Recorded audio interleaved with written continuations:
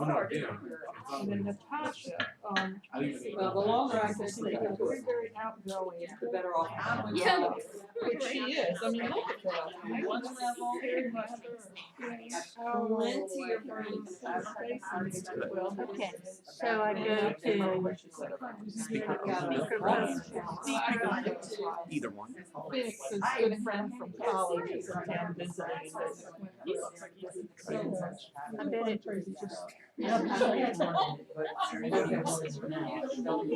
All right. I got it for free. Hello, everybody.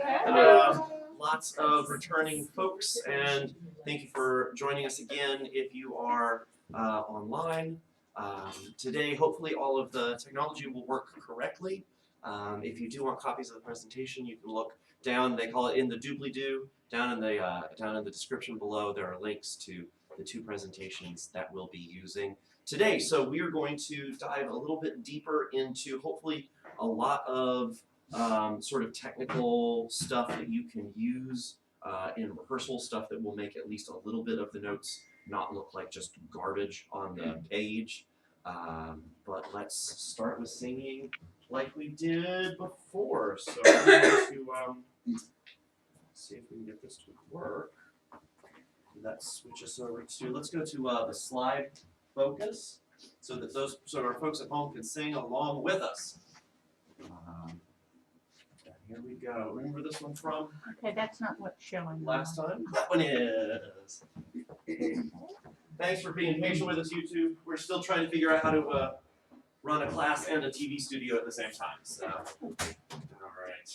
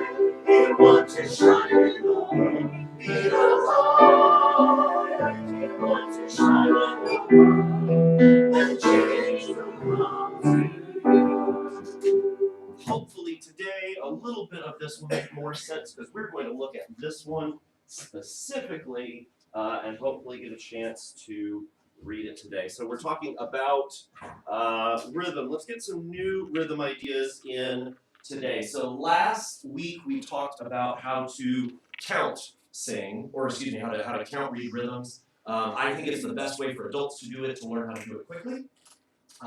So let's remember what we did last time. Here's one that has the helpers on it. So we've got 1, 2, and ready, go. 1, 2, 3, 4. 1,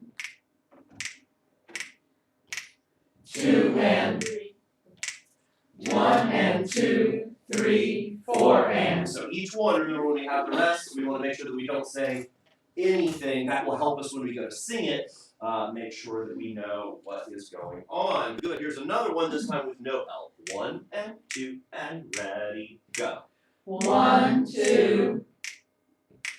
1, 2, and 4. 1 and 2 and 3 and 1, 2, 3, 4. Good. And every once in a while, I, as the director, will count out loud to keep your rests going. It's best practice if you don't do that. Just so that you won't do it when you sing. Good. Next one. We're going to talk about eighth rests. This was one we didn't talk about last time. So if we start with this as our baseline, right? 1 and. That was a split of the quarters. We could just take one of them away. So if we take one of them away, we just say 1, which, yes, looks just like a quarter note, by the way. Right? So we'll just say 1. Now, in this case, we actually don't say the 1, but we do say the and. And this can get a little bit tricky. So, let's take a look at this one. Now, it's got the helpers.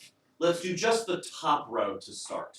All right, just the top row, starting 1 and 2 and ready, go. 1 and 4 and 2, 4, 1 and 3 and 1.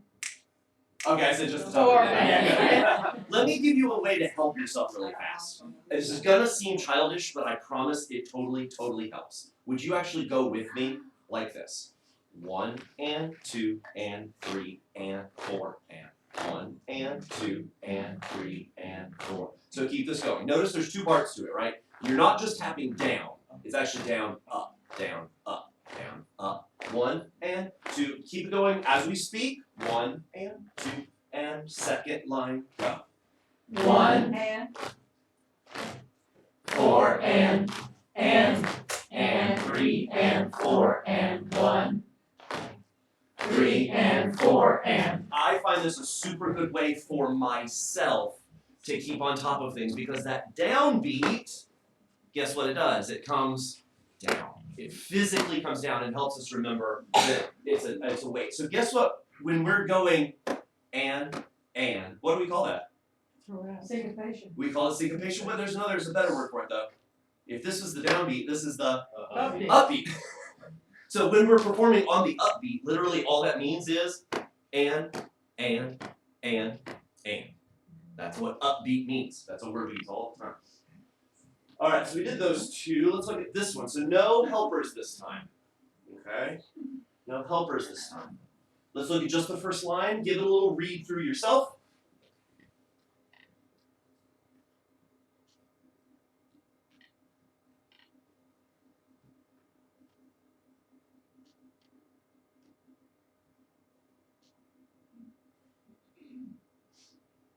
Let's try it. If it helps you to do this, and I saw some people doing this, it helps me to do it. I'm going to do it. Here we go. Ready? 1, 2, 3, and go. 1 and 3 and 3 And 4 and 1 and 4. And 4, right? And 4. Let's try that one again. This is tough. These are hard, right? Yeah. Here we go. And this is the simple stuff. This is like, we're getting into like the middle of 3rd grade right now. I promise I'll get you all the way to the end of 5th grade by the end of today. All right? Here we go. 1, What 2, do we do second? ready, and go. Oh, sorry, no, just the first line again. First line again, so we don't make as many mistakes. Ready, and go. 1 And and 3 and. Okay, let's do it again. We can all push up. I even said 2. Here we go again. Ready, and go. 1 and 3 and 3, 4 and 1 and 4. There we go. All right, look at the second line.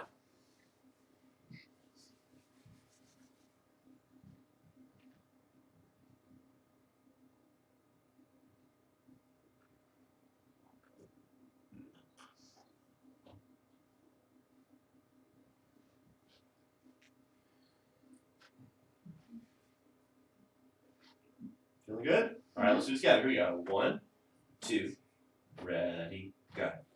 1 and 1 and 2, 3 and 1 and 4. Good. Let's try that one more time. Those ands are hard. That's why I love this motion. Even if you're not doing it with your hands, this is where tapping that foot really comes in handy. But don't just tap down. Tap down, up, down, up, down, up. 1, 2, ready. Second line, go. 1 and 1 and 2, 3 and 1 and 4. Good. Very, very good. All right. Next one, I've got a quick little video I'm going to show. Let's actually switch it to the presenter view so that, or presenter focus so that they can see the video as it runs.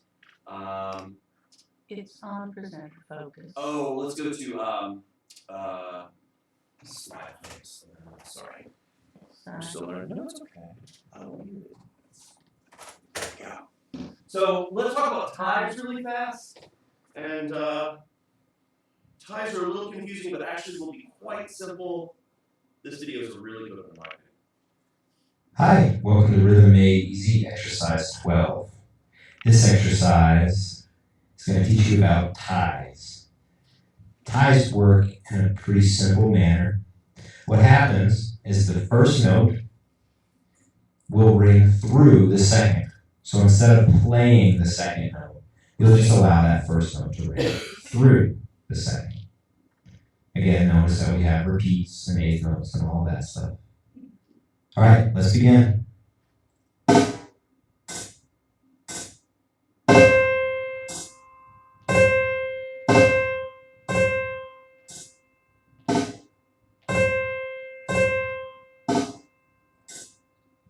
Repeat.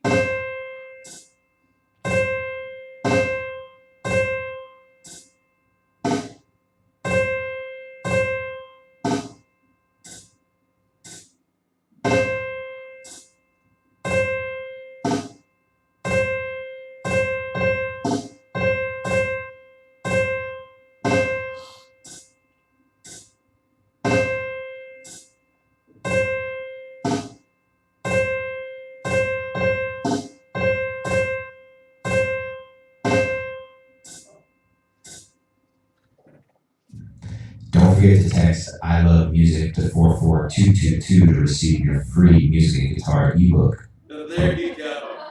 You got a little free commercial in there. Of course, it is YouTube, so there's no surprise there. All right, let's take a look at this graphic just for a second. And let's actually look at the second line just for a moment. So we've got here, starting now, this one's different, right? Because instead of 4 per measure, we've only got 3, so we're only going to count to 3. But let's read it together. Ready, and go. 1, 2. And for today, let's actually just hold through 1. 1, which makes this one 3. Here we go again. Ready, and 1, 3, 2, 3, and 2, 3, 1, 2, 3. Right, exactly right. So we've got this hold through here. 3, 2, 3, and 2, 3. This time without my fingers in the way. Here we go again. Ready, second line, go. 1, 3, 2, 3, And 2, 3, 1. Better. Okay. So there's a couple more things about ties. Let's do this one. I know, it gets really complicated really fast, right? Good. Let's go back to the other version of the... Yeah. Oh, no, the other one was good. Sorry, I just went on our slide.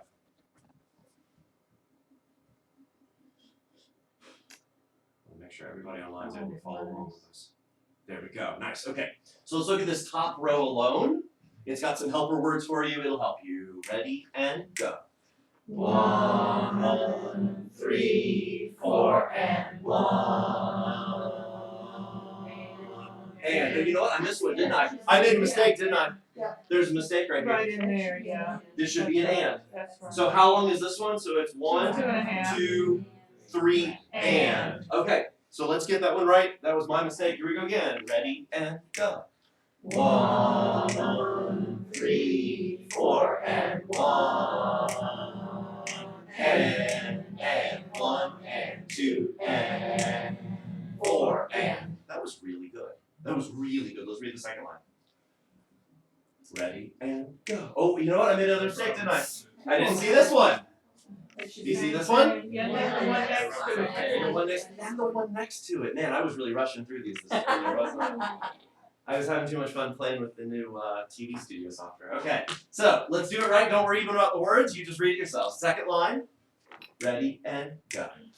1, 2, and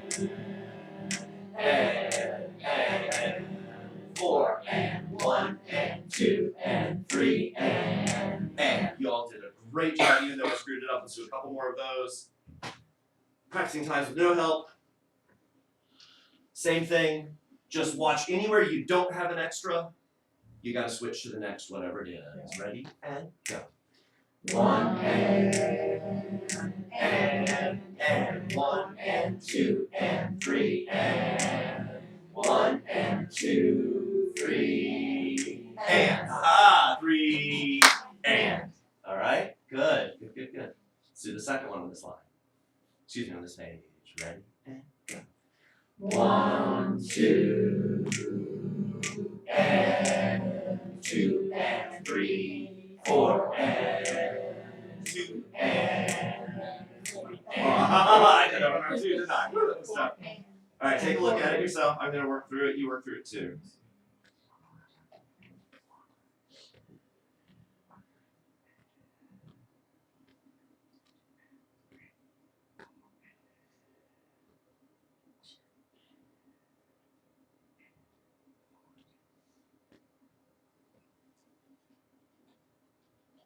All right, let's give it a shot. Here we go. Second line, ready, and go.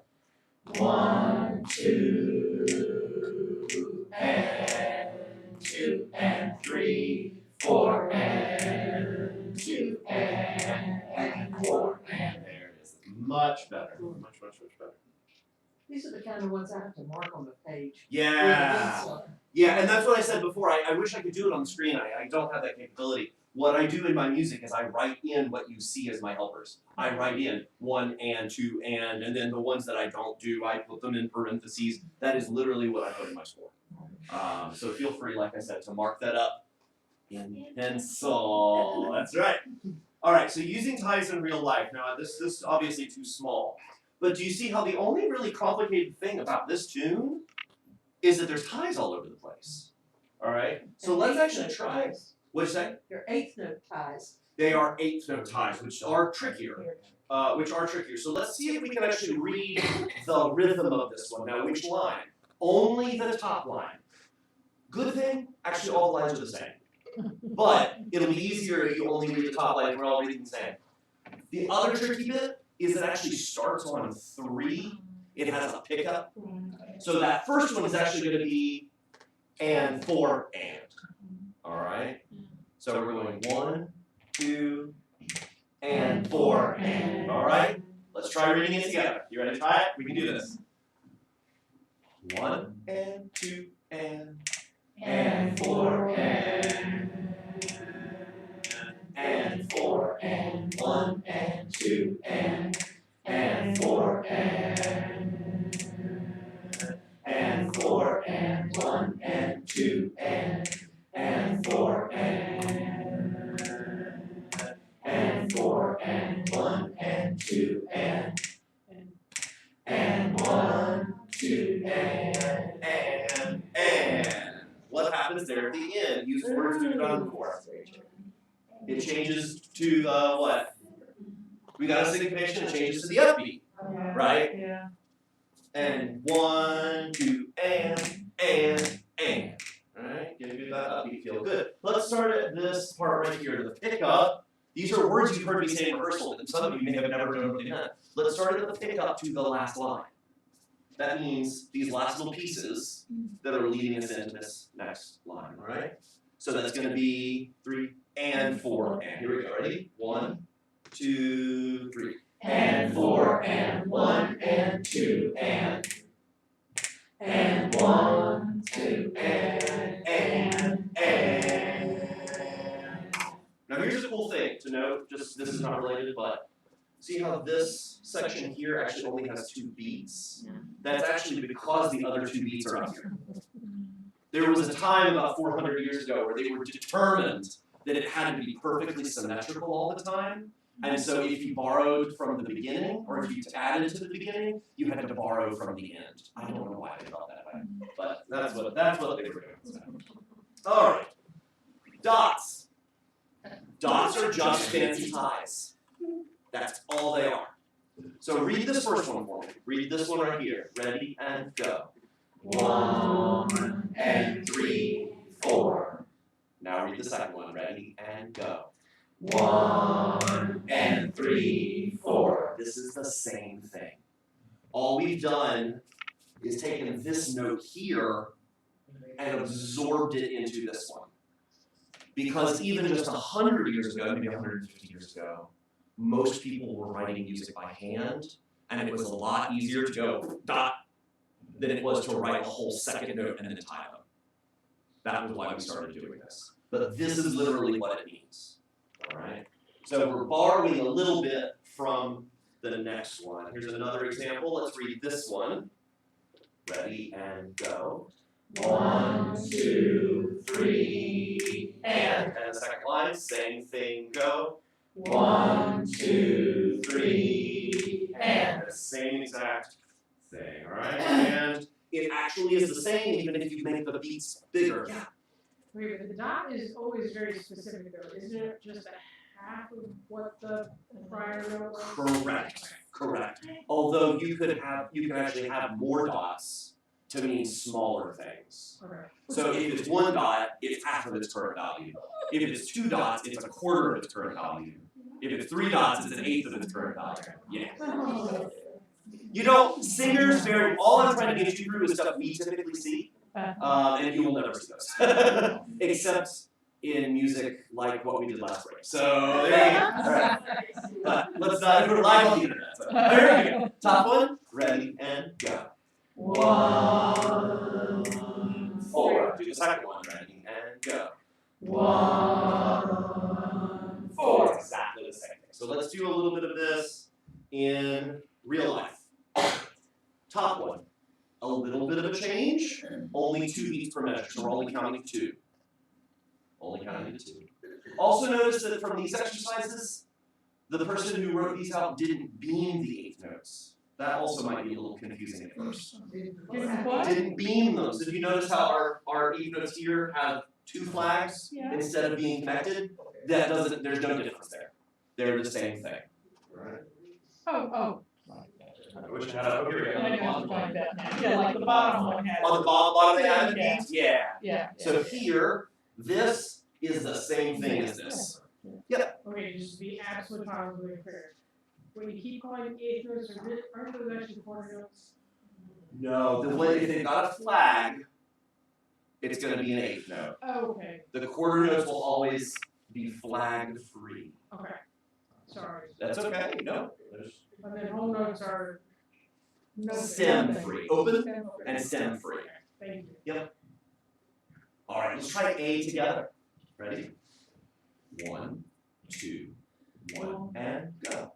1, 2, and 1, 2, and 1, and 1, and 1, 2, and 1, and 1. I like these exercises because they're doing what I did on the last page. These are the same as this, right? Let's look at the second line.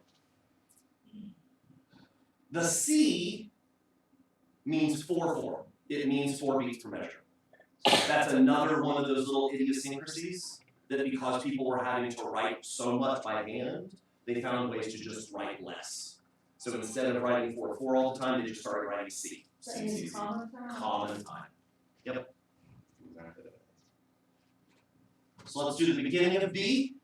1, 2, and here we go. 1, 2, and 4, and. How many beats is it? And 4, and we skipped over 3. We held through 3. Let's do it again. Ready, and go. 1, 2, and 4, and. Let's do it one more time. Right? So where is beat 3? On the dot. It's here. It's on the dot. It's on the dot. I won't be able to, if I was to write it, take a look at this. So if I wrote it this way, I'll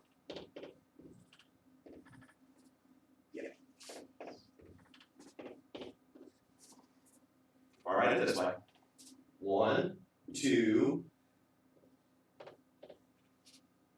right? 1, 2, and 4, and. So now I'm just going to write it this way.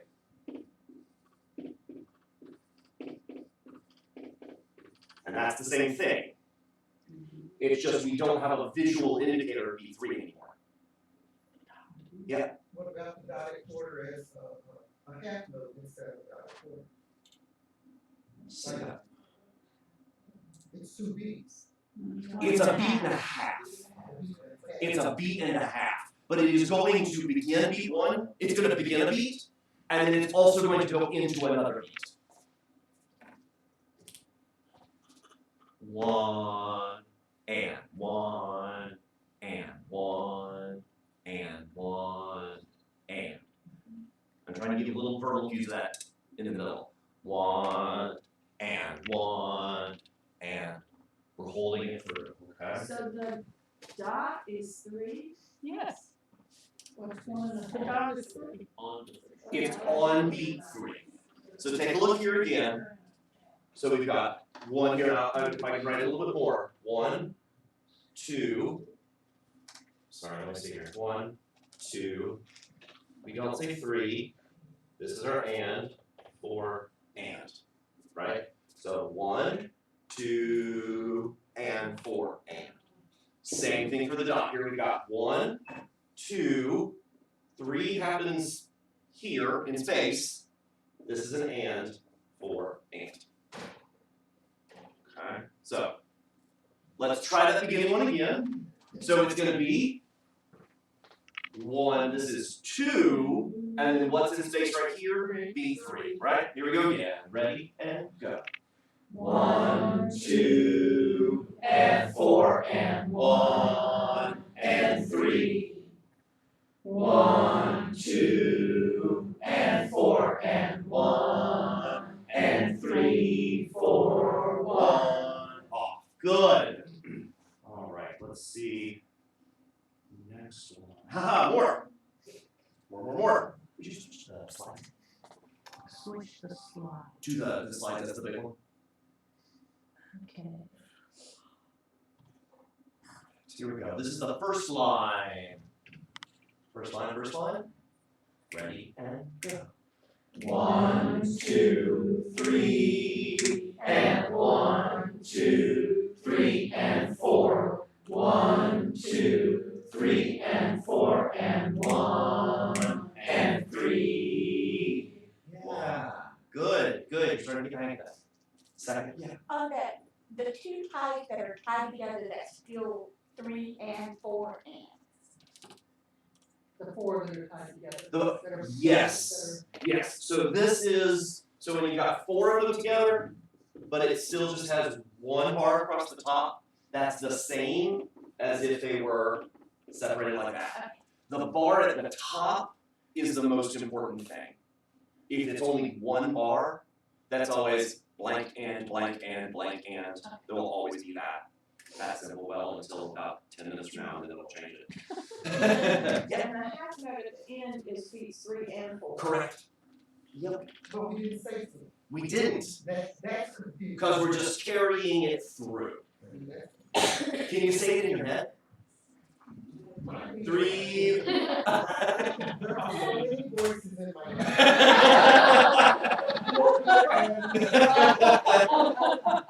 If it's a musical one, yes, I do. New earworms. That's right, yours. All right, let's do the second line. Ready, and go. 1, 3, and 4. 1, 2, and 3. And 1, 2, 3. And 1, and 2, and 3. Good. I tried to pick a real piece of music for you for the last one. All right. I was swallowed in the pack, all covered in their coats, swallowed in their coats. All right. We did this one a couple of days ago. All right. Let's see if we can read it this time on the numbers. All right. Starting with 1. Ready, and go. 1, and 3, and 4, and 1. And 3, and 4, and 1. And 3, 4, 1, 2, 3, 4. That's all. We're missing a- I see it's a bar. You see how much faster we're going to do this stuff now? Easier when you say 4. Is it easier when you say 4? You may say 4. As long as you don't sing 4. All right. So the problem is that's what dots are, except when that's not what dots are. Right. So sometimes actually dots don't mean that. So in this case, Our time signature is going to tell us that we've got 6 microbeats in each measure. I'm going to explain what I mean by micro and macro. This is where compound meter gets very confusing. Because you could certainly actually in 6/8 count 1, 2, 3, 4, 5, 6. 1, 2, 3, 4, 5, 6. You could. 2, 1, 2. And we're going to see that in just a second. So in this case, what I'm actually going to tell you is that this is actually 1. Do you remember the McElroy piece from Why No More? And it was in 12/8. Oh, God, yes. And I said dotted quarter notes equal 1 beat. They are then divided into 3 pieces. Normally, we've been used to our notes being divided into 2 pieces. The problem with compound meter is that our notes wind up getting divided into 3 pieces instead. And that means that in the end, a dotted half note, I remember watching your face explode, and I was like, no, but the dotted half note equals 2 beats. And it doesn't. Here's why. Here's why.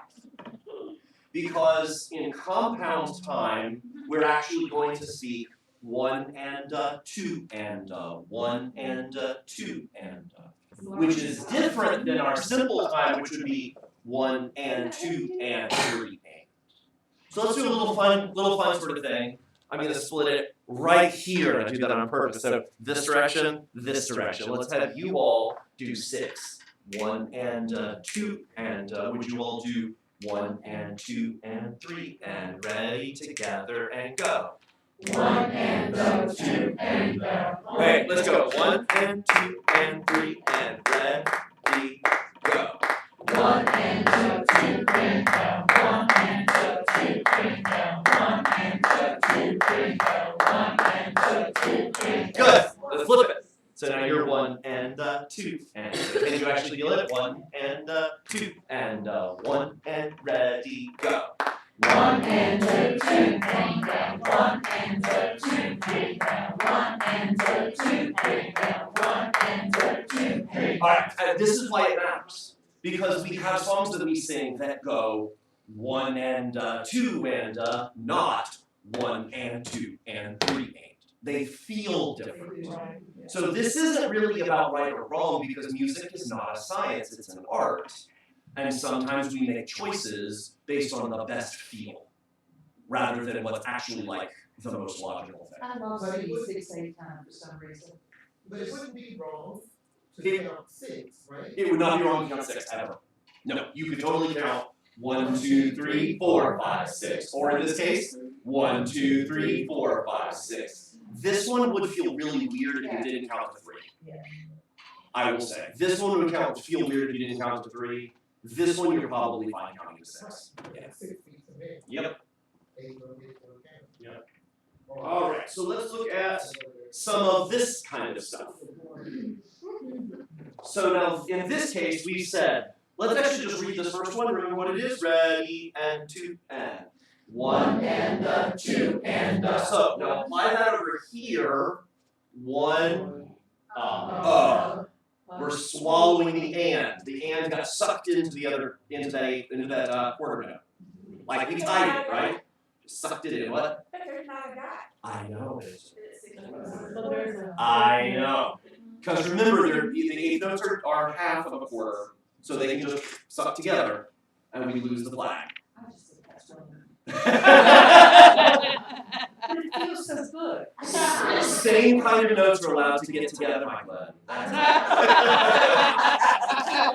All right, here we go. From the beginning. 1 and ready, go. 1 and 2 and 1, 2, 1. 1 and 2 and 1, 1. Oh, I said 1 and 1, didn't I? My bad. Let's start. Let's start. And we're gonna keep going. So keep trucking along towards measure 7. Okay, starting in measure 5. 1 and ready, go. 1, 2, 1, 2 and 1 and 2, 1, 2, 1, 2, 1, 2, 1, 2, 1 and 2 and 1, 1 and 2 and 1 and 2 and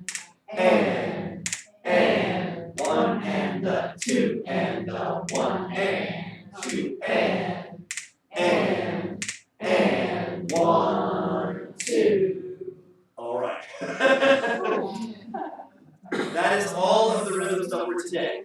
At this point, that is about 97.5% of what you will see in our music. All right? Ties, dots, mostly simple meter, 1 and 2 and 3 and. Triplets occasionally. The occasional 6/8 song, especially for TTBB music where we do lots of pirate drinking songs. Lots of 6/8. But that's the majority. Okay? All right, so now brain shift change, and let's go to pitch. Let's review our stepwise pitch. We'll just start with 1. There's our 1. Let's sing to 5 and back to 1 again. Ready? And 1, 2, 3, 4, 5, 4, 3, 2, 1. So as a review, when you move from a space to a line, or from a line to a space, you simply go to the next number, whether you go up by the number or down by the number. So let's start right here. Let's sing 1, ready, and 1, 1, 2, 2, 3, 3, 2. 1, 1, 2, 2, 3, 2, 1. That is confusing, right? Because we just spent the last 30 minutes using numbers to mean other things. It is always difficult switching those brain gears. That's why, again, and I said this last week, but if this is your first week, with kids, I always use do, re, and mi, so that we can dedicate numbers to one thing, and then we've got a different thing for pitch. I don't want to make you do do, re, mi because it would take you too long just to learn them, to get used to them.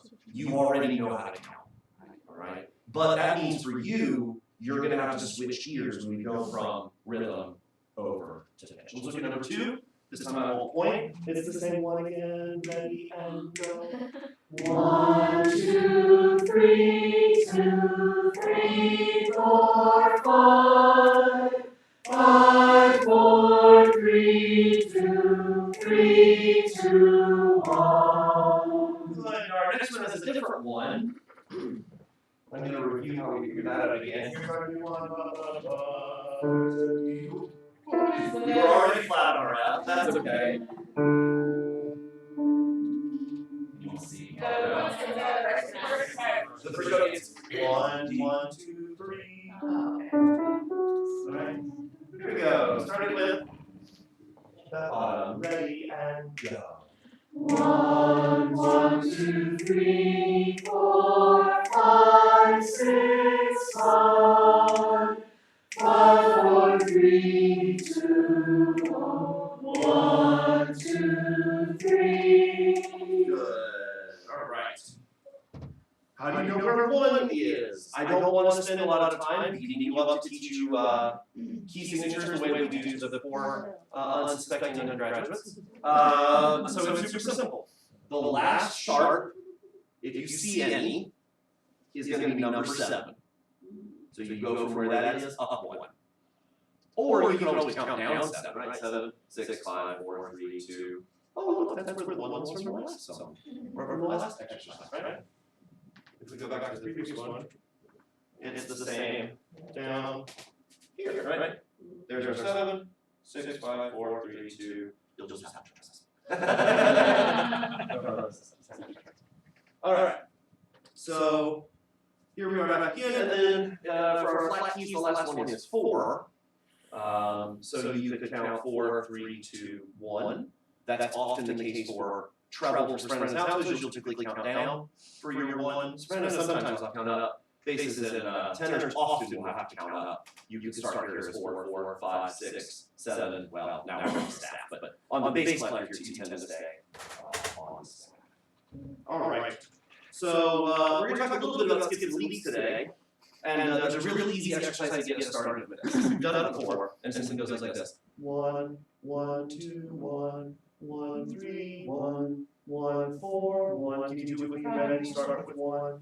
1, 1, 2, 1, 1, 3, 1, 1, 4, 1, 1, 5, 1, 1, 6, 1, 1, 7, 1, 1, 8, 1. That's okay. We're gonna get that's right. Your voice teacher's in the back. Are you sitting up correctly? So that's the idea behind the skip. Now the problem is we don't always go from 1. A lot of times we go 1, 2, 4, 2, 4, 5, 6, 5, 7, 1, 5, 3, 4, 2, 1. We will skip all over the place. So it's really, this is where the practice, this is why I'm actually doing less pitch today, because this is more just, you have to grind it out in practice. You just have to grind it out in practice because it takes a while for your eye to memorize which intervals there are. This is where pianists actually have a big leg up in sight singing, because pianists learn intervallic reading very early on. People that play the melody, especially if you learned a solo instrument, right? If you played, a band instrument, a lot of us were just like, oh, that's a B flat, I know that button to push. And you didn't really relate it to the note before. When we sing, you always have to relate it to the note before. That's just how our ears work. There's no buttons to push, unfortunately. All right, so let's take a look at this. Here's one, it's in unison. First thing to ask, of course, is what is the number of the first note? And then let's start with the basics because it's easier. Here's our 7, right? It's our last one. We simply move up 1, so this is number, it's 1, right? Or the fancy way to say that, by the way, is scale degree 1. In the Demarest method, which is where this comes from, the way he indicates the difference between rhythm numbers and pitch numbers is he uses a hat. You know, the little hat that looks like on a horror, it's like a little carrot. So a rhythm number would have just be a plain 1, and then a scale degree number has a little hat on it. There you go. So anyway, so here's our 1. I think that's already on the check in a second. First kind of altitude, you have to count backwards, or just know where your leaps are. We can start here 7, 6, 5, 4, 3, 2. You know that's also 1. All right. Let's actually not skip a step because this has a dot in it. That's exactly right. The tonic note is always 1. Yep. Kind of.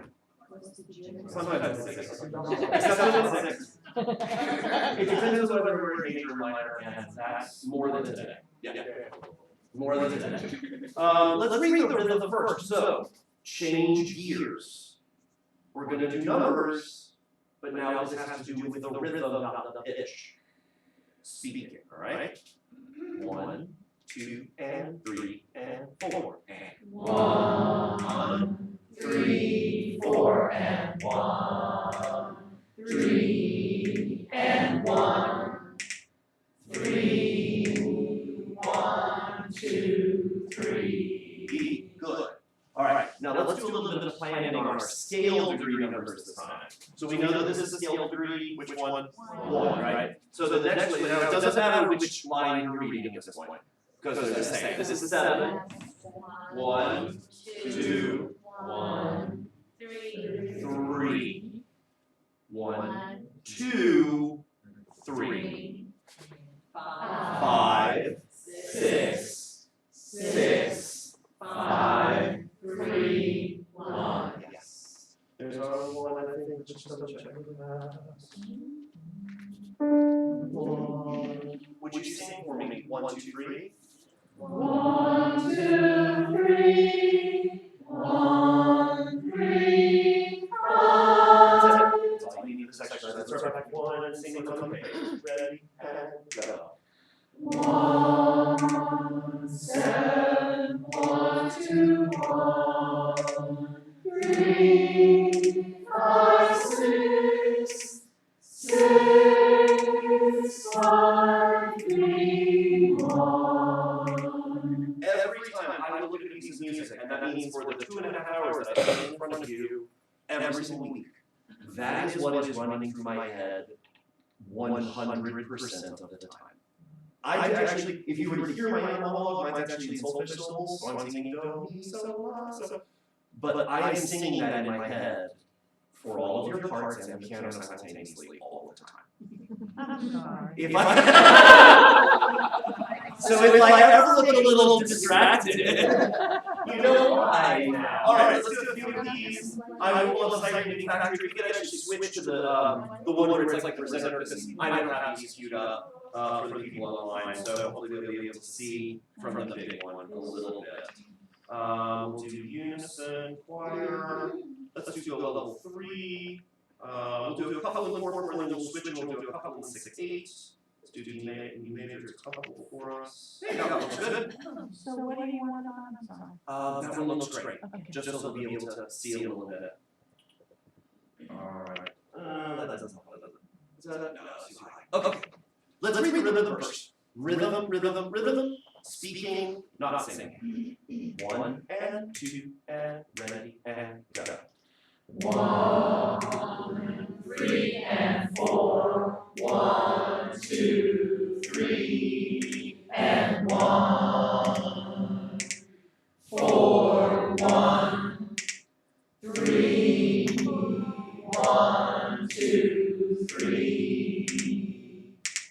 2, 3, 4 and 1, 2, 3. 1, 3. Good. It's already major, so it's the same as we've done before.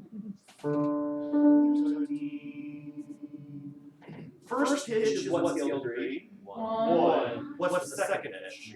3. Sing 1 for me. 1, Sing 3. 3. Back to 1. 1, 1 and 2 and ready, go. 1, 3, 1, 2, 3, 2, 1, 3, 4, 5, 6, 6, 5, 3, 2, 3, 4, 8, 1, 7, 1, 3, 1. Good. That was pretty good. As a group, you did a great job. Let's try another one, make it a little harder by not doing it in the same parts this time. Minor multi-parts. And well, let's actually look this so it doesn't get the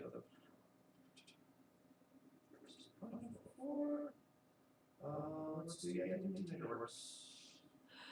Here we go. Ooh, there it is. Now they're not the same. That's a weird range. But you'll be fine because you can set up these good resonance, good rest support, and we know that access to the prevention comes fine. Let's read the rhythm first, and you may read whatever part you want. If you want to read tenor bass, go for it. I don't care. All right? You want to read soprano alto? Great. But read the one that you want and stick to it. All right? Here we go. Just the rhythm. 1 and 2 on your part. Ready? Go. 1, 3, 4 and 1, 2, 3, 4 and 1, 2 and 3, 4, 1, 2, 3, 1 and 2, 3, 4, 1 and 2, 3, 4, 1, 2, 3, 4 and 1. All right. Sopranos now treble voices. What is the first scale degree? 1. It's been 1 the whole time. Tenors, basses, baritones, low voices. What's the first scale degree? 3. So let's get our first pitches. So here's our 1 for the soprano.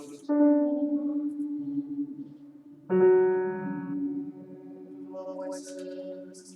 1 and 2 together. Here we go. 3, 2, 5, 6, 7, 1, 2, 1, 7, 1, 1, 7, 3.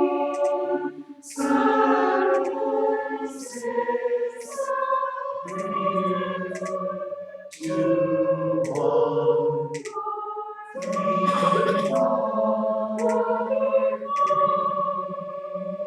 so was that hard? It's hard, right? Okay. So now either by using your good smartness or thinking about what I do in rehearsal. Now at this point, what would I do? Shoot yourself? I try not to give that away in rehearsal. What would I do? Try to fall. No. What did you say it again? Say it again. We need to pull it apart, right? Because what was the hard part there? Was either one of those parts particularly hard on their own? No, it was you doing it at the same time. Surround ourselves to sing Trouble Voices, sing by yourselves. One night. Go. 1, 2, 3, 4, 5, 6, 5, 4, 3, 2, 1, 3, 5, 4, 5, 6, 7,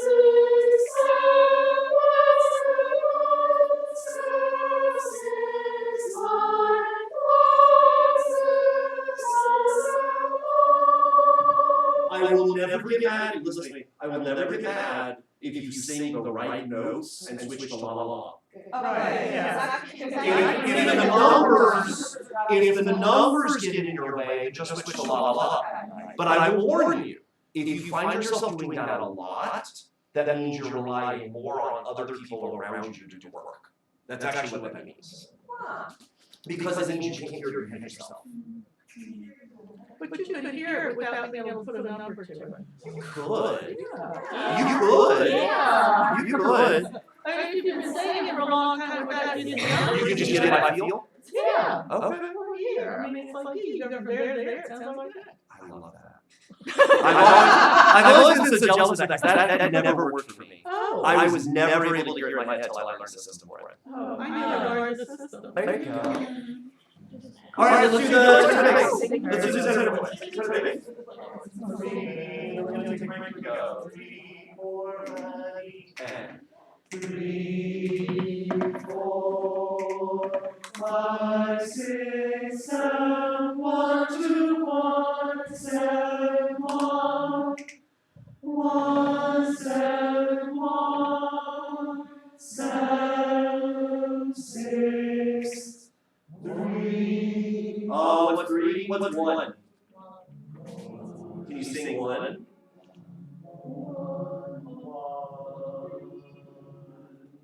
So sing 1 with me. 1, 2, that's 3. 1, 2, 3. All right. So what's our interval here? Let's find 6. We've got 3, 3, 4, 5, 6.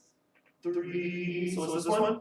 6, 3, 6, 7, 1, 7, start right here. 1, 7, 1, 7, 6, 3, 2, 1, 3, 5, 3. So here's the place in our music, right? If we found this, we would circle this. These are the tricky bits for us, okay? Let's try it together. And this will be our last thing for tonight. 1, 3, and go.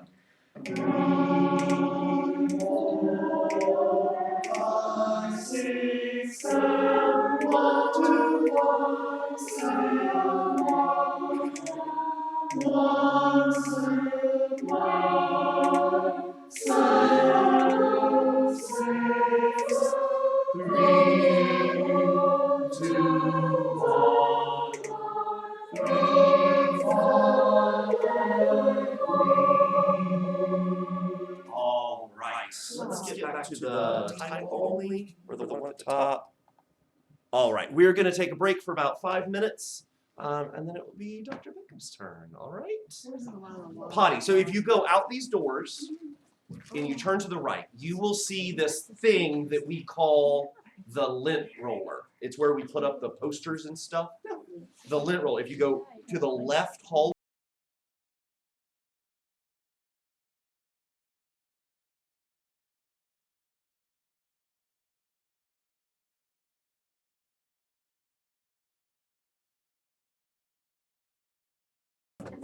All right, so we're going to take a quick break if you're on YouTube, and we will be back in just about 5 minutes with Dr. Teri Bickham.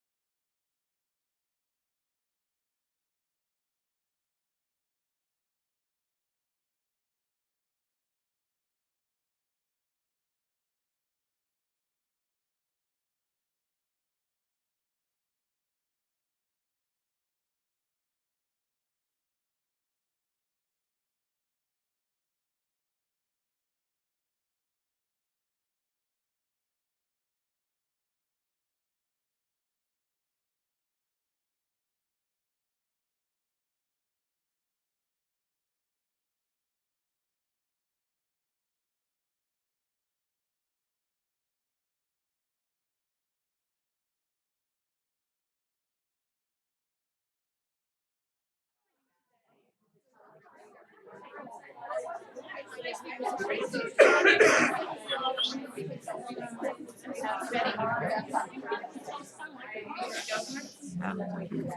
you guys, hello. Thank you for having me back. Were you all thinking about your posture all week? Yes. Yes. Thinking sitting at work, watching TV, thinking about how your head should be and your back should be. I swam that day, it was great. Oh, fantastic. That's really good. Swimming's excellent for your posture. Good. Well, today what we're going to do, we're going to build upon the building blocks that we put together last week. So last week we did posture and breath. We're going to bring those things back today. I'm going to remind you about them as we go through. But today we're really going to talk about how to make your sound easy and beautiful when we're making the sound, not just the body. It's really important that we start about body, but we're going to talk about vowels and resonance. And if we have any time at the end, I want to take questions on vocal health, that you guys might have some questions about how some remedies or things you can do to help yourself when you're not feeling 100%. But today we're going to start with the vowels, and I think a couple of things I might say today might surprise you. I hope in a good way, and make them slightly easier. Vowels seem like such a simple thing, right? Something we do all the time, but they are the baseline to any tone, right? Tone is carried on a vowel. Consonants break the vowels into recognizable words. So our tone, the vowel is the most important thing we do. Although I'm sure you've heard many, many times, probably from him and every other director you've ever had, we need more consonants, we need more consonants, we can't understand you. That's all very, very true. But when we're thinking about starting the sound, we start at the vowel and then go out from there. Because if you cut it into, even if I were talking at you, if I cut all consonants, you don't understand me, right? It's a tricky thing. So we learn from the vowel how to put that consonant on quickly, gently, and easily. So I want to explain a little bit of what this is first, and then we're going to answer this question at the top. So these things are called IPA. IPA is the International Phonetic Alphabet. And what's so great about IPA is it gives us a symbol for every single sound. And then we can transfer those symbols to every language. So if you know IPA, you can read almost every language out there, including those written in Cyrillic, Russian, or Chinese, something that might be not in Latin letters. There's IPA, we can figure out all of these things. So for instance, this symbol is for the sound E. And I'm gonna walk you through each of these in a second, but E, S, some people know IPA here, and then A. And then we have U, O, Aw, and Ah. There's a difference between these two Ahs. This one is as if you were to say father. Can everyone say father? Father. You feel that's a little low in the mouth. Ah, it's a nice warm ah. This one's more like mamma mia. Mamma mia. Ah. We call this one the bright Italian ah versus the father ah. And you can hear the difference when I speak it. So they come up. Now, the other part of this picture that's so important is the tongue. And the tongue reaches all the way down to the top of the larynx. I think that's a part we don't realize. When we notice the tongue, the part in our mouth, we can feel the backspace, but it actually reaches to the hyoid bone, which is considered sort of the very top of the larynx. So if the tongue is pulled up really high, it's going to pull your larynx up really high. If your tongue is pushing down, it's going to push your larynx down. So it's a pesky muscle that gets in the way of everything we do. Okay? But this picture shows sort of where these vowels should be placed along the tongue. And we're going to talk about each of them more individually here in just a second. Before we ask our question here, though, I want to start with just a bit. I have 2 new warm-ups today that we're going to sing, and we're going to use them for each of the vowel exercises as we learn different shapes within our mouth we can explore. So would you all be willing to stand up, put your best singer posture on for me? Stand or sit, either way. Sit with good posture. Okay. Take a nice open breath. I'm going to remind you of a few things from last week. Think of your marionette strings pulling from the crown of your head and your sternum. Release your bellies, our favorite one, right? Let your knees be nice and loose. Keep your necks loose. So the first exercise is something I'm sure you've done many times in your life. It's simply 5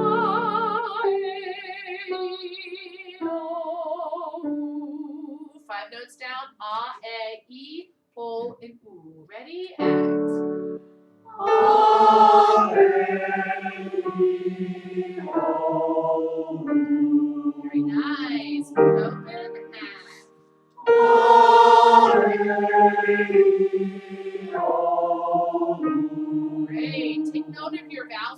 mouth as you're singing. Breathe through that ah vowel.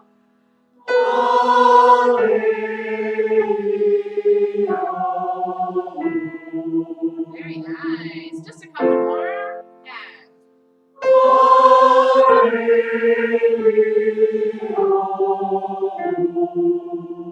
last one.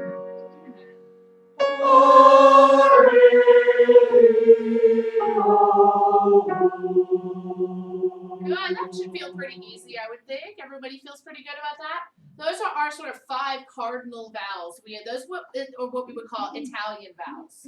And there's 5. Now in English there's about 17 vowels, so many diphthongs and things. But those are our 5 vowels we sort of base everything on and then go for different shades within each of those vowels. Okay? So that exercise is coming back to haunt us in a few minutes. The next one I want to do is one that has more words and consonants to it. So we can talk about how to bring the consonants into it. So, the song you all know.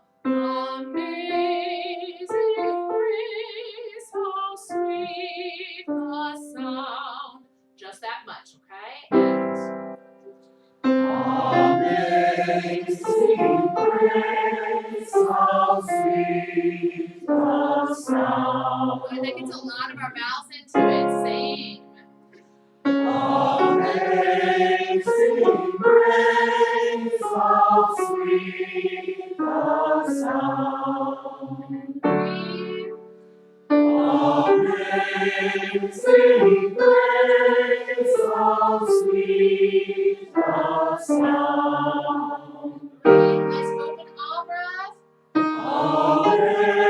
Amazing grace, how sweet the sound. And last one. Amazing grace, how sweet the sound.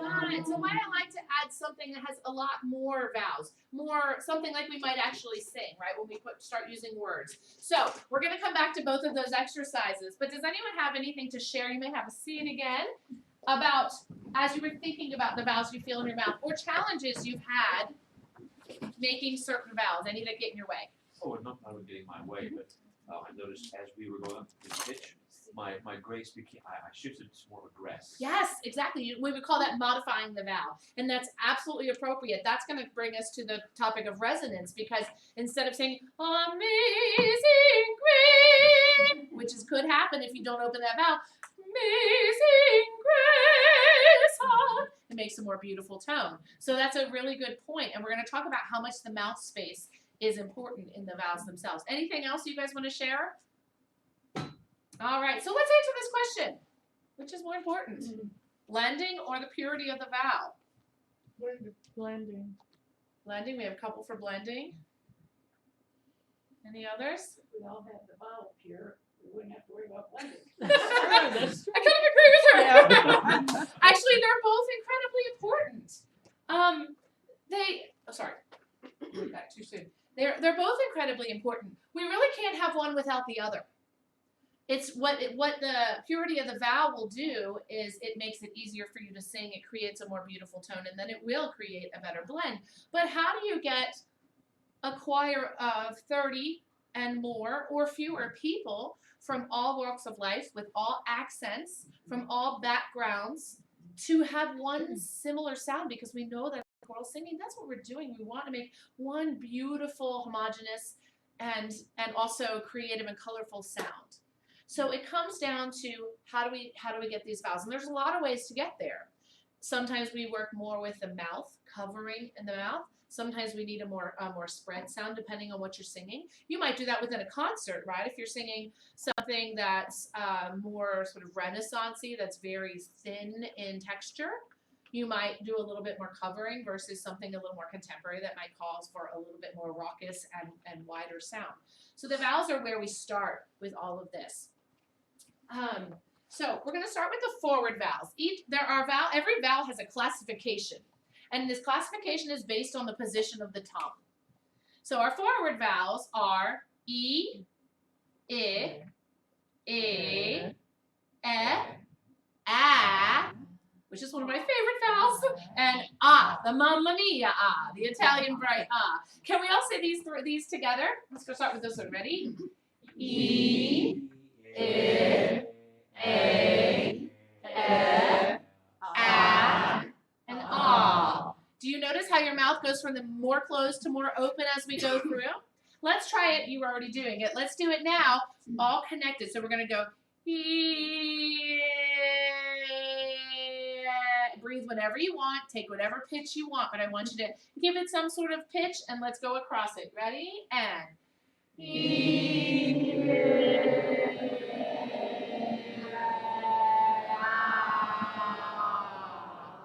Good. You feel that change now in your mouth when you do it smoothly? Yeah. So these are the forward vowels, and the reason is the point of the tongue, the arch of the tongue is towards the front of the mouth. So they classify them as forward vowels. So every single vowel, the resting point of your tongue should be behind your lower teeth. I'm sure you've probably heard that before. That's true of every sound we make.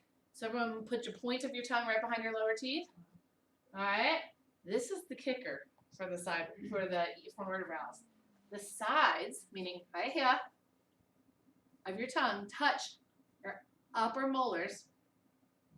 All right, that's the part that we miss most of the time. So the tip of your tongue still stays behind your lower teeth. If you guys want, you can pull out your cell phone cameras and try to get your tongue in the right position by using a mirror. No, mirror work is the best way to figure this out. So please don't hesitate to pull out your cameras and watch yourself to try to get it in the right position. So tip of your tongue is across your bottom teeth. The sides are touching your upper molars, and the blade of your tongue right here is arched forward. So let's aim for E first. So you can see how close that is to the hard palate.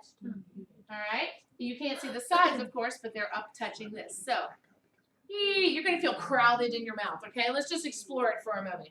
E, E, E. Yeah. And you guys are doing a great job of not spreading your mouths with that. Do you feel really crowded in the front of your mouth? Yes.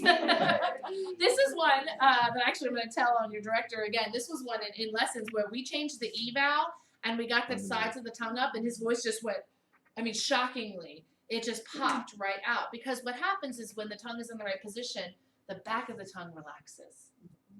How many of you feel like you have often formed the E with more of the back of the tongue? Anybody ever notice that? That's what I notice most. So in fact, when I was teaching a diction class one day, my student said, no, but I form E, E, E, E. I'm like, you do. You're exactly right. You do form it that way. But let's talk about how we might form it the way the body was meant to do it, which is with a tongue like this. So with that in mind, the only difference between each of these vowels is how much space between the top of your mouth or your hard palate, but the roof of your mouth is the hard palate, and your tongue. That's how these vowels form. So basically, your tongue, as you can see by the time you get to ah, is pretty close to flat. So we have just settled it from there as we went through that vowel change that we were just talking about. Okay, so let's do this again. Let's put your tongue in that E position even though you feel really crowded in your mouth. It's forward, tongue forward, touching those upper side molars. Feel free to look at it. And we're going to go through carrying a pitch all the way across again. You ready?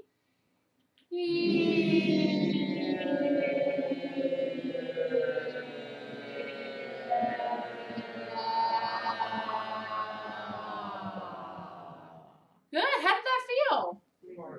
Hard. I'm getting some hard, some easy. It feels like with the ah, I'm detaching from the upper. Well, Yes. you do. So ah is our neutral sound. And we're going to get to central vowels in just a second. This ah, you notice I don't have the father ah up in this particular slide. This is the bright ah because there is just a little bit of arching forward. So instead of ah, right? It's almost towards ah. The bright Italian ah is, right? Ah is a happy balance between and ah. Ah. So you will go to the most flat position on ah. So you're right. What you felt, the detaching, that's exactly what should happen. Yeah. So we're going to try singing these. Just sit up straight for me. We are going to do, let's just play with the E, A, and ah. Okay? okay? So it's gonna be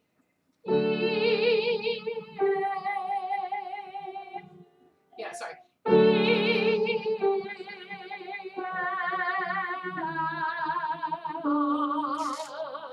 So just to point out which ones we're doing this one, this one, this one, this one. We're skipping it. Oh, skipping. Skipping it. That's the only one we're skipping, okay? So it's still the 5 notes down, and I want you just to think about this time that tongue position we were just talking about, okay? We'll start in this key actually. So it's E, A, ah. Okay? And breathe.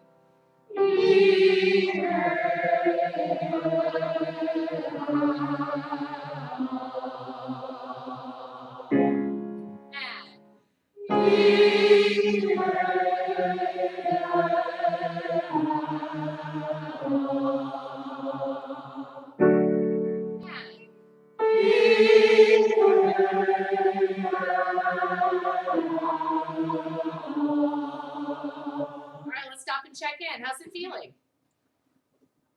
I'm getting some, I don't really know what this is. That's fair. It's a lot to think about, right? It's a lot to think about. And it's just like we said last week, we start thinking about it and then we can't quite get there. This is, of course, things that will take a little time to percolate. But it's just it's giving you some information that you can try with. So now we're going to do it a couple different ways. I'm very much a fan of trying to do it wrong to try to find it right. So we're going to do it the same exact exercise. This time I want you to sing it with completely spread, wide, not so attractive, colorful sounds, okay? So it's going to be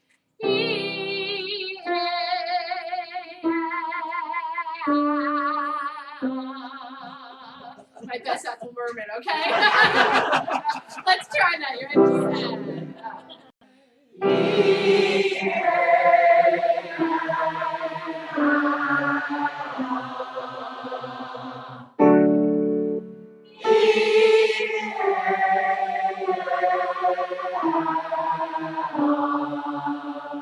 I find it hilarious that when we go to vowels of that color, we almost always go to chest voice. Do you guys notice that we go into sort of a heavier sound just naturally? Because we're in that. Now, we're going to switch and do the exact opposite. Can you go to choir child? Ooh, really dark, sort of King's College, rounded, tiny mouth, okay? Okay, ready? And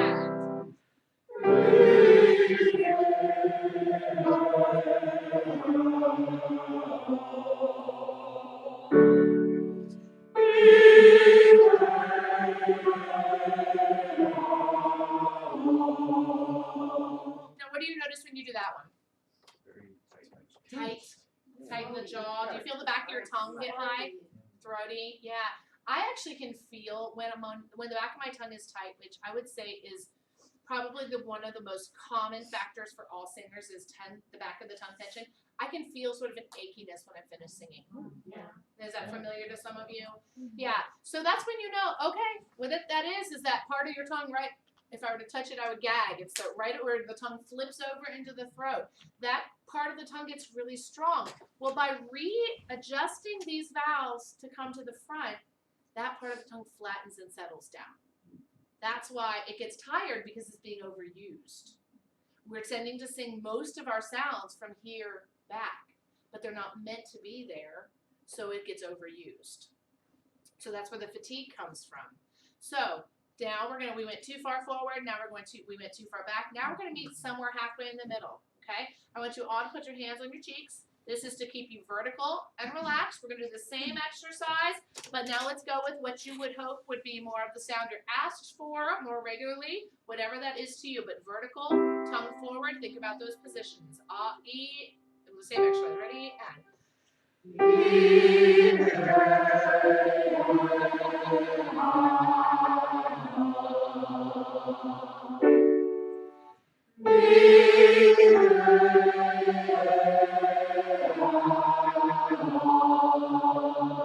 How does that feel? So feels more relaxed? Good. How much of our mouth do we use? How much of mouth opening is there for those of you as you're feeling this positioning? More or less than you feel like you should have? Less for most of you? That's usually true. Would you agree with that? Yeah, I think that we have a common tendency to over-open, and it's because, as I preached to the choir, we were always the person in our choir who the director said, sopranos, you're too strident. I want a taller vowel. And we were like, oh, it had to be me. I better get more. So you fix it, and you keep fixing it, and you keep fixing it. So more likely than not, we all over-open. And then that is also calling fatigue, because if you over-open, so everybody open, give me your biggest ah. Oh. What do you notice? It hurts and you're choking yourself, right? I mean, that's not even singing. So that adds, exactly, you're pushing down. Yeah, so it adds singing to it. And now we've exacerbated the problem, right? And then add 2 hours of a concert and you're fatigued, right? So that's why these positions are so important. So how much should the mouth space be? Okay, you're going to see, if you looked it up on the internet, you're going to see a lot of people say 2 fingers worth of space. That's a very common guide. It's not a bad guide, by no means at all. I just think it's a guide that is too general. And that we have to remember who we all are. If it ever hurts, if your jaw starts to pop, you're opening too far. If you feel pain, even if it's not popping, you're opening too far. I do not have a big mouth. I'm a big mouth because I talk too much, but I don't have a big mouth, so my mouth doesn't go that far. I can sing a high D with that's about as far as I go. All right. So you have to recognize your own body in that, and I think that's a really important part of it. So trust that if you're in your most comfortable position, you're doing what you need to do, then you're not the one who's spreading the vowels. Well, I mean, it's really good to be listening around to our colleagues. That's really important. But just don't take it too far. Keep a track of yourself, because the jaw opening is really important. These vowels don't take a lot, especially these. Okay, being the most, being the next. Well, then we go into the most open vowels we have, which are the central vowels. The father and the schwa. That's right, the schwa.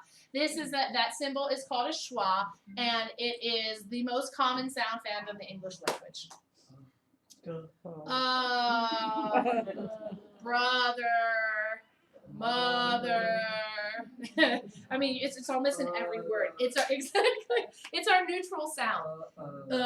So we say the French say the Germans say we all have some form of this sound. Okay, so the schwa is really, really common. Well, what's great about the schwa is that it's totally neutral in the mouth. The tongue is about as flat as it's gonna get. Everyone try that for me. Right? Very simple. Now let's take that from See, there's that little arching, little bit of tongue releasing to the fully flat position. So father, say father. Father. Good. Let's go back to mamma mia. Mamma mia.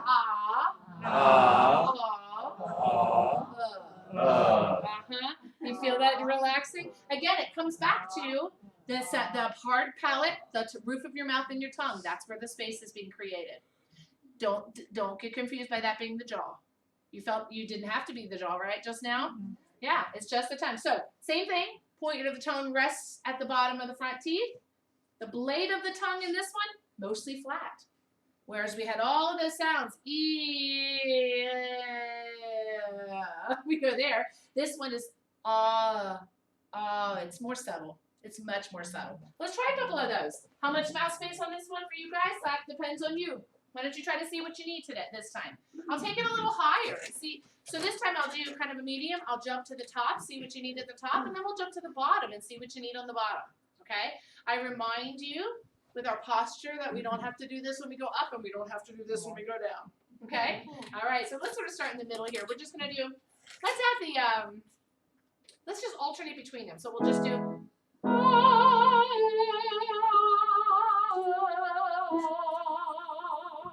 ready,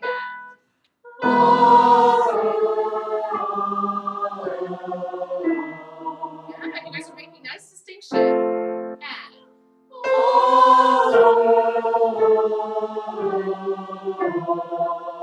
very good.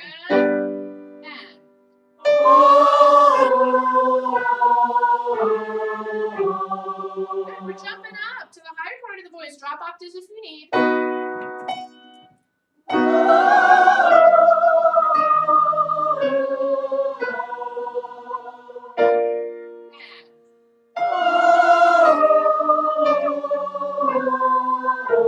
And one more down here. Do you need any more space?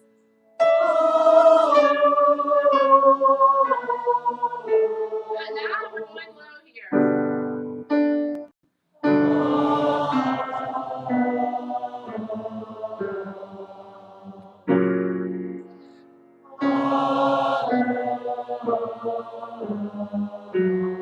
Really nice. You all have nice, relaxed looking jaws. What did you notice? Anything? That one was pretty easy, I would say. Did you feel like they started to sound the same to you though? They did, Yeah. yeah. started blending together. They do. Started having to Yeah. To do what? pay more attention to it. You know, we use these two vowels interchangeably a lot. A lot of people will say if you don't want to punch the alleluia, they'll say alleluia, right? So we use them pretty interchangeably depending on the music. So that they're so close together, and it's just you'll just notice that really all the difference is that just relaxing of the tongue. Okay? So we've covered a whole bunch of vowels, and now what would we've done front, central, and then what would be next? Back vowels. So the back vowels are also called lip vowels, and I want you actually to think of them in that way. My reasoning for this is, and this is what I teach all my students, they are classified as back vowels because the arch of the tongue is towards the back of the mouth. And this is pretty high. I mean, this is back here. This is the soft palate in there. So we're, it's not fully back in the mouth, but it's kind of central back, right? I would say it kind of hangs around here. But when we start thinking about our tongue being high back there, what's going to happen? We're going to punch it up back there. Yeah, we're just going to do it, right? So I also don't say raise your soft palate that often because it makes us do that too. So it's just our instinct to do it right is very strong. So I want you to think about these as lip vowels because if you get the lip rounding enough, the tongue position will do what it's supposed to. Okay, it just will because these actually we do more correctly. It's the forward vowels we do wrong. It's the back vowels are actually more correct than we let them be, except for the lip rounding. Because as Americans, American English does not require action in the mouth. It's a very sort of neutral language. I'm a mid-Atlantic girl. We don't really have an accent that's kind of flat. So we don't kind of go any direction with our sounds. So we don't go all the way to ooh, oh, and I'm sure you guys have worked your whole lives in choirs to get those sounds, right? So we're going to use those rounding parts to actually get these sounds. So now we're introducing the aw, which we also frequently use interchangeably with the father ah and the schwa. But aw is a little bit more distinct. Aw. And then we have o. We do not make a pure o in the English language. We make a diphthonged o. O. So this is hard for us because, and if you're from Baltimore, where I'm from, it's all kinds of is what they say. There's like 14 vowels. My 7-year-old came home from school one day and said, oh. And I was like, are you Eliza Doolittle? Are you really? There were like 17 vowels in that word. It's just what you hear, right? So we have aw, o, So this is what we call the hooked U. And the word book. Everyone say book, but stop on the vowel. Book. You see how your lips actually round pretty well? That's a whole different vowel than oo or o. So this book vowel we use quite a bit. I didn't know how to write it phonetically other than this. That's why I put book behind it. Because it's an but it's a rounded Okay? So let's do it again. Aw, o, and oo. So now we're going to do it again. Let's work on aw for a second. Put your tongue behind your lower teeth. And now just do the aw.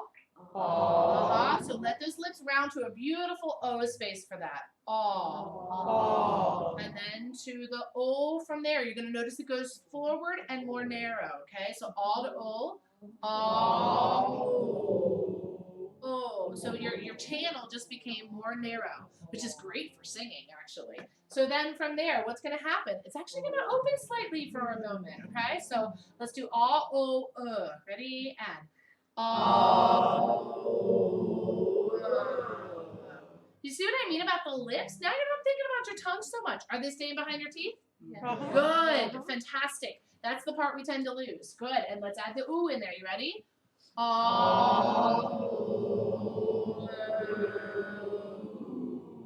Good. I don't know about you, but kind of how I felt the E's and the forward vowels were crowding the front of my mouth. Now I feel like my lips and cheeks are getting a little bit of a workout, right? Again, muscles we don't use enough because our language doesn't require it. So it's just, getting used to it. Once again, we have that space. And actually, I wrote this completely backwards. I copied and pasted it from the slide before. I'm sorry. In this case, the actual it's going the other way. Your space between your tongue and your hard palate is getting more narrow. Okay, so X out of that. But it goes more narrow instead of more open. And then once again, how much mouth space? Figure it out for each of you. It's not a lot, but we do have to be careful with that you don't go to the ooh so close that you can't get sound out.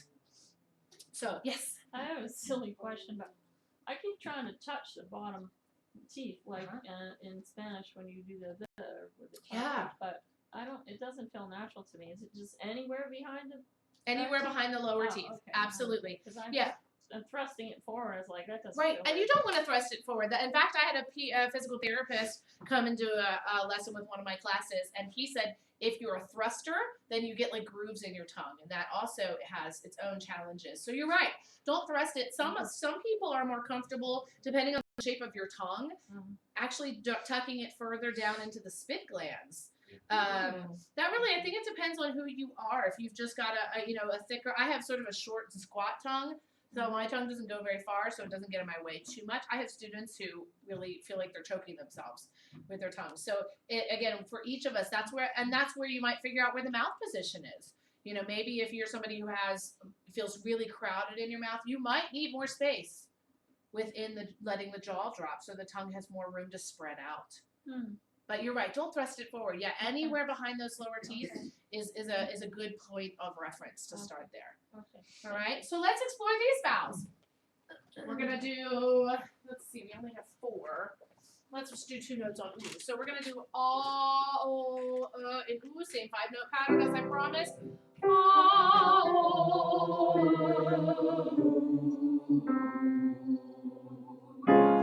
open at.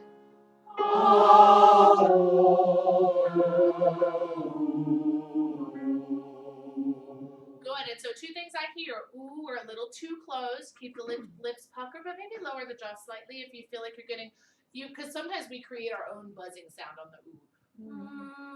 We don't want to be that closed, right? And I would say on the O, that's the vowel we all probably need the most rounding on. Okay, so let's try here. Same thing. Ah.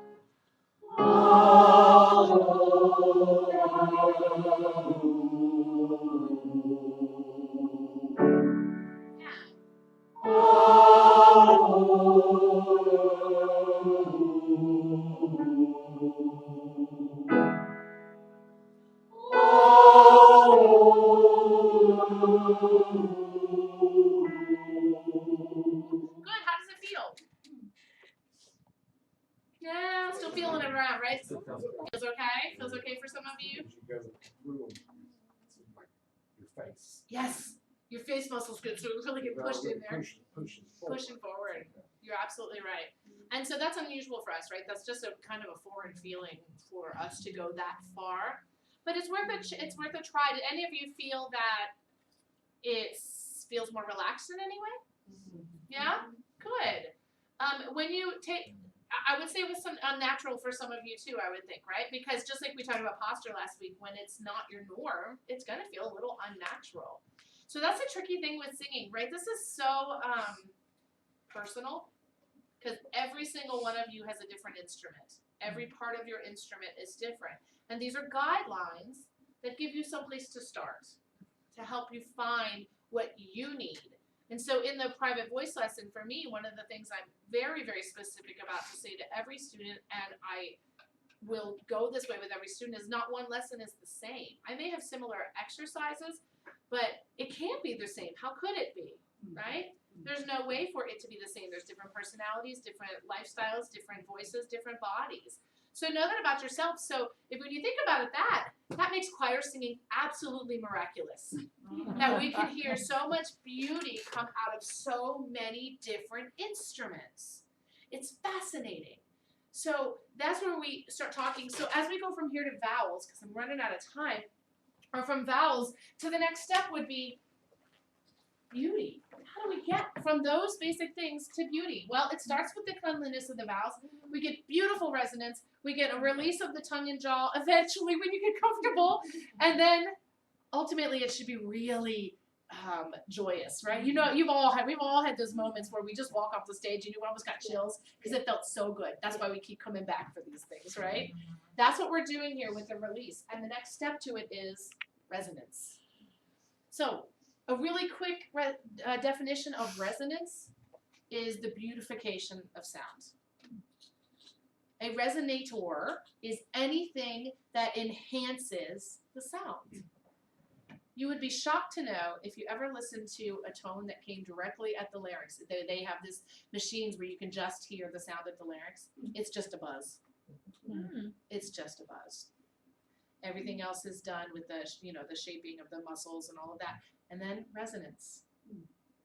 Okay? So resonance is the beautification of sound. So now we've got our posture in line. Our instrument is put together correctly. We've got, yes, everyone's dancing. Now we've got our breath. We understand how the instrument works, right? We're going to release. We're going to feel open. You've got your rib cage. It works for you. You're going to take through a nice ah breath. That ah breath comes back. That's why I wanted you guys to start with an ah breath, because that sets up resonance too. Because if you start on the inhale and get that throat open, you're already set to go. Then we've got our vowels. We know how to open our throat with our vowels by keeping our tongue in the right position. So this is a quick version of giving you a sense of what is going on. There are three what we would call resonating cavities or resonators. We have the throat, or the laryngopharynx. It's typically its technical name. The mouth, the oropharynx. You can see that's largest by a little bit here. They're all kind of equal. And the nasopharynx, which is the nose and the nasal cavities. Now I will say that the nose is only sort of a resonating cavity. Any ENTs out there? Yeah. The sinus cavities are really smushy and tiny. So the reason we get buzzy sounds coming through the nose, because when the nose becomes a resonator, it's going through little bitty cavities that are buzzy. So like you blow in a kazoo, that's a nice small instrument, versus a clarinet where you get a beautiful tone. It's the resonating cavity. You're blowing the same amount of air. It's what it's going through. All right? So we spend the most time working on these two, I would say. So the vowels we were just working on, that's here. That's opening up the oropharynx, or the mouth. That's all it is, right? Mouth and the throat area. This is the soft palate. We've heard the word soft palate quite a few times, also called the velum. Larynx is down here. The esophagus is down here, okay? So one of the most important things about resonance is how much opening and release. We've talked a lot about the raising of the soft palate, and it's really important because when the soft palate raises, it actually pushes back this way and closes off the nasal cavities. So for styles of music that include a lot of nasality, that would just be, well, it's all most styles actually, but pop music, country music, Broadway, nasality is a big part of how they resonate. They also use amplification. So when we're not using amplification, the rising of the soft palate is incredibly important because we create the sounds that can be heard at the back of the hall. Okay? And that closing up, it doesn't go very high, it just kind of goes back a little bit. But what that does is it opens up this beautiful cavity into the mouth.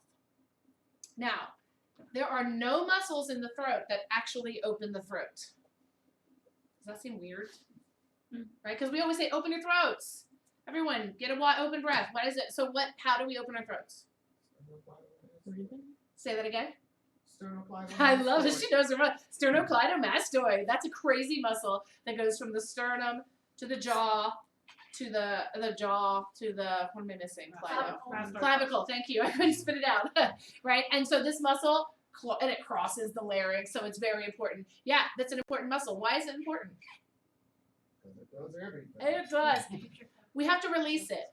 So basically, there are no muscles that we use to actually open the throat. So in order to open throat, we have to release the muscles that are closing the throat. That's it. It's that simple, right? And these muscles that are closing the throat are the ones we've used all our lives to help us create pitch.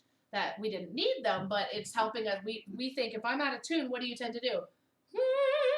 Raise our necks, right? And those muscles are the ones that are getting in the way of our open throat. All right, so it's really tricky. This sort of how do we get this sensation? So I want to give you guys a couple little tools. We'll play with the resonance, see what you think. So as a teacher, I like to give the technical definition, and then I like to walk away from that because we all know we can't walk around going, I need to release my sternocleidomastoid so that my hypothyroid will rise correctly. Okay, it doesn't work that way. So can you all imagine? We're going to go back to an exercise we did last week, the high Eve exercise, which was, for those of you that weren't here, it's high, high, high. So can you all imagine that you are a fish, and fish have gills, right? And when gills open and they breathe, what happens? Oh, right? So can you all imagine when you take your breath in, you have gills. They're going to open, and they're going to stay open while you sing. And you can put the gills wherever you feel your tensions, whether it's here, here, here, whatever. If you want to tactile feel it, go right ahead. But the exercise is as you breathe in, high, high, high.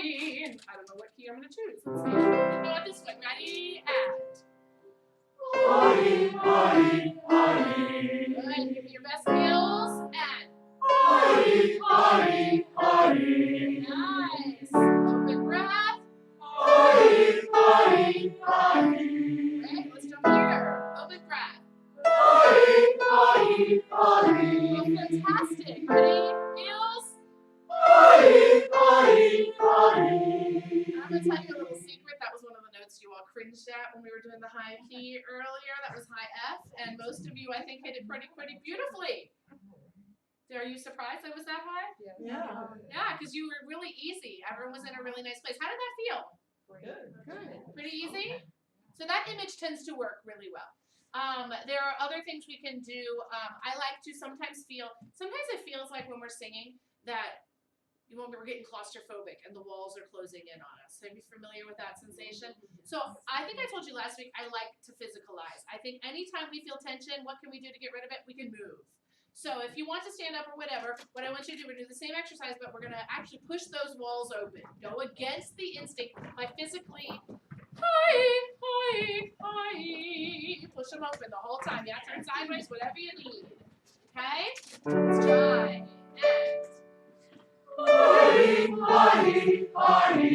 You guys seem to like that one. Good. Could be the standing. Ready? Awesome. Breathe yawn space. Fantastic. Breathe open. Great. Tested you 1.5 step higher. Good. How'd it feel? Yeah? Feels good. So you can do that without actually physicalizing it. That image is now in your head. If you're practicing on your own, that's a great thing. Obviously, you can't do that in a performance, but I bet you could do it in your rehearsals. I'm looking at him to say yes. Sorry. Too many things going on. Yeah, I know. But you guys can also do that image for you. I think for me, once I have it in my head, I can picture that sensation of singing across it. So let's go back to the exercises we've been doing today. We're going to add all the pieces together. We're going to do the 5 notes down. A, E, O, U. You can either do this or the gills, whichever you prefer. Okay? Ready? And. Good.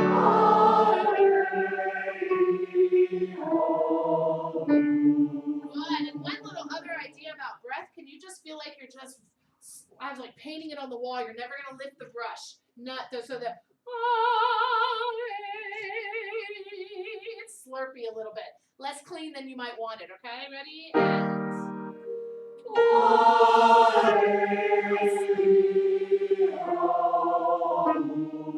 Beautiful, rich tone, everyone.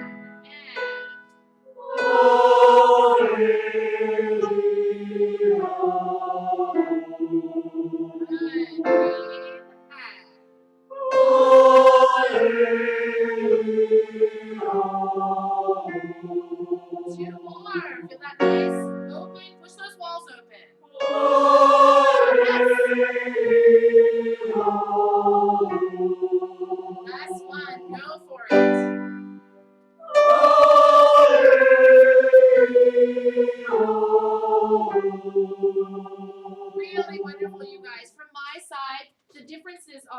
having a rich, warm, homogeneous, but beautifully and creative sound. Also, it's really in tune. It's really in tune because tuning is related to these things for most of us. Most of us have an ear. We can hear that we're not quite in tune. We can hear that it's not quite hitting the pitch. But technically, if you can fix it from a technical perspective, you'll pop right in tune. And you all did that beautifully. So now we'll go back to the one, the Amazing Grace, and let's see when we add words, and this is your challenge to each of you. Do whatever you need. Opening your mouth more, bringing your tongue forward, opening the walls, gills, whatever it happens to be. I'm going to play it wrong, just letting you know. I'm just doing it from right here. Piano is not my instrument. Ready? Amazing grace, how sweet the sound. Give me your biggest, most fill the hall sound. Amazing grace, how sweet the sound. That's fantastic. Go for it. Amazing grace, how sweet the sound. Keep everything the same, but sing a mezzo piano now. Don't change a thing. Amazing grace, how sweet the sound. Good, now sing it all the same space, but non vibrato, no vibrato. Amazing grace, how sweet the sound. Good, hopefully you're still feeling that big open space. Now give me your fill the hall sports forte. Amazing grace, how sweet the sound. Good, give me full vibrato if you've got it. Amazing grace, how sweet the sound. Okay, now just be you. Sing the way you sing. Amazing grace, how sweet the sound. Fantastic. I really, really believe that we have one voice and we can use it in so many ways. And having these basic things teaches you to sing any style well. It's all in the instrument itself. And style is a very different thing. That's why I like to play this game of sing it straight, sing it full vibrato, sing it soft, because the voice works the same. It works the same for all of those things. Once you know how and trust yourself, because a lot of it's trust, right? Once you trust yourself, you have the tools, then you can do it in any way you want to. Okay, so lastly, in the last 5 minutes, I thought you might have some questions about vocal health and I might be able to help you, give you some ideas. Anyone have any questions of stuff you struggle with that you, yes? So usually you start out with that beautiful full voice and singing really well, but by the end of the program, I always find that now I'm way back down here and just struggling to get it out. Yeah, so the first part of that is adrenaline is doing the job at the beginning. And so, you know, it's probably like the beginning of a race, you're probably pumped up, I'm going to do this. By the end of the race, we're like, oh my gosh, we're finish line, right? So adrenaline does kick in a lot, and that's a good thing, but it's also, adrenaline can push you too far. So what'll happen is if the adrenaline kicks in and you get this like gangbusters going for that first sound, you might be overblowing. That would then fatigue you towards the end of the concert. That happens a lot. So it's about managing that and remembering to do it the same all the time. Once your body learns a certain, if you get it right, then you're trying to maintain that each time. So the other thing that happens is your body gets tired throughout the concert. So then physically, it's not supporting you in the way it would in the beginning when you're ready to go and we're really excited. So that fatigue factor comes from overuse of the adrenaline and just the body stopping, not helping to the same extent. If you're feeling it specifically always that your tongue falls down and back, yeah, that's usually breath, I would say, is that if your body is collapsing, so will your sound, and it will drop back. So then the breath will propel it this direction if you can keep your body open to allow it to do so. Yeah. Thank you. Yeah. Yeah. what you spoke about the, whatever that big long. Sternocleidomastoid. Yeah. SEM for short. Yes. Just an example, I think what that may be leading to, years ago, the men's course, the time when I first joined, of course, it's the second tenders spend a lot of time on that E at the top of the staff. And after a while, you got to feel like you were choking. Choking, absolutely. Is that what that's? That's exactly right. That's exactly what it does. Yeah, that sensation of just, and that's what this will work against in your mind. But many times we'll be stuck on a register shift, and we didn't have time to get to register shifts, but we all have them. But an E is a spot where tenors are just kind of like, you're in between, right? You want to be above it, but after a while you just sink and sink and sink, and then it squeezes, squeezes, squeezes. So yeah, the sternocleidomastoid is one of the muscles that's incredibly I wouldn't say useful, and that instinct where it just wants it pulls. So muscles are named by their origin. So it pulls towards the sternum. So so it's going to pull you towards it, which will then pull the larynx out of position and lock it down, and therefore cause that fatiguing sensation. I remember feeling like it was locked down. You know, my very first Carmina Burana, and I was a pretty advanced soprano by that point. I thought I was going to choke my way through, and I was so excited to sing that piece, but it sits on F. It sits on F, and the sopranos understand what I'm talking about there, right? It's exhausting, even though it's powerful and exciting. But so I know the same feeling. It's just, and then with that, every breath you take is important. You just have to not give in and take an open breath every time. Remember that you always have a chance to correct. So would you say a little more about that open breath thing? Sure. So I was saying last week, you want to imagine breathing as if you're breathing through the beginning of a yawn. So the sensation of just that first inspiration, or almost like you're going to greet somebody. We always get that. And what that does, you feel the cold air hit the back of your throat. That will naturally relax those muscles we're talking about that want to stay closed. And it does it for you. So if you can maintain that position, and you can always relax and come back to that position, know that that is always an opportunity for you. Every breath is an opportunity to reset. It's really important to keep that in mind. You had your hand up, Brenda. Yeah, so a lot of mornings I wake up with allergies and postnasal and kind of hoarse, and so what? Any ideas for that? Because it can take a while to get where I, you know. It sure can, and now that I'm a new North Carolina resident, you guys have some allergies too. Oh, yeah. Holy Yeah. cannoli! Oh my gosh, I didn't think it was real, and then I it's real. quickly learned that that is real. So first thing I would say, and I've been having the same kind of thing where I'm waking up with really dry, really hoarse. So I would hydrate before bed, which is kind of annoying because then you get up all night. But it is really important. Steaming is your best friend. If you all aren't steamers, I can highly recommend steamers. First of all, you can buy personal steamers, and this isn't just a snooty singer thing. It's good for just everything, especially this time of year. I have a Vicks one, but you can have any of them. They're $30 on Amazon, and I take little vocal naps in my day because I talk all day and teach all day, and I just sit with my steamer, and I inhale that steam. It clears out, it moistens, it loosens the mucus, it takes that hoarseness, because you need to have lubrication. The throat has to have it. So that's it. The steam is wonderful. If you don't want to buy a steamer, stand in the shower a little longer and just let the steam, or sit in the bathroom while let the steam roll while you're kind of brushing your hair or brushing your teeth. Really great for you. So I would also say, in terms of clearing out the mucus, Mucinex is excellent. Never take a D though. As a singer, you never want to take the D. It's got the extra drying.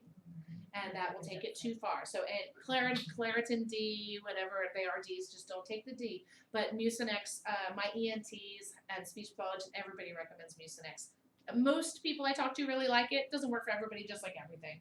But that is what it does. Is it thins the mucus so that it can pass easier, and it still keeps you moisturizing. Don't take it on the empty stuff. But don't take it on empty. Yeah, that's absolutely true. It can mess you up. But the ENTs and the doctors in general say that it's a pretty every jug you can use daily, and I do take it's a twice a day, kind of a horse pill. But it's really I find it just clears me right up. But the steam is the best thing. No dairy products. And dairy's not good for it. It doesn't affect me, I have to say. So again, this is one of the things you guys have to. Dairy is certainly a coating thing, and if you're an extra dry person, because there are people the opposite, right? Dairy might actually be helpful for you. It makes mucus. but it creates mucus, exactly. And so it doesn't bother me. Caffeine is also really not good for all of that, but I'm not giving up my coffee. No way. Not happening. Not happening. So so you figure out what you need to do there. Yeah. On the same line, how would like the neti pot and the I love the neti pot. Yeah, and again, my ENTs all say the neti. If you can deal with the sinus cleanse, the neti pot is like so many people can't. I totally get it, and I was scared of it at first, but I love it. I love it. Somebody watch you do it. Yeah, yes, yeah. It's something, but I love it. So, but it's also really good because it clears out that mucus and it gets any bacteria out. So we're after time. I'm happy to talk to anybody, but thank you all for being so